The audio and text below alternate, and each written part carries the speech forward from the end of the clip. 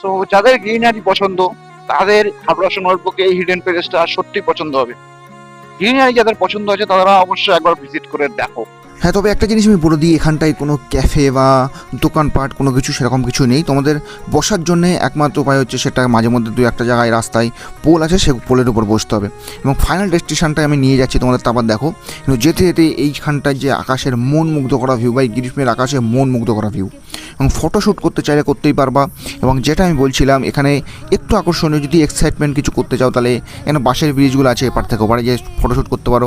তবে যেতে গেলে খুবই সাবধান, যদি পা স্লিপ করে নিচে যাও পুরো জলের মধ্যে, আমার মনে হয় রিস্ক না নেওয়াই ভালো। এবং ফাইনালি আমি চলে এসেছি সেই জায়গাটায় যেই জায়গাটা ভাইরাল হয়েছিল।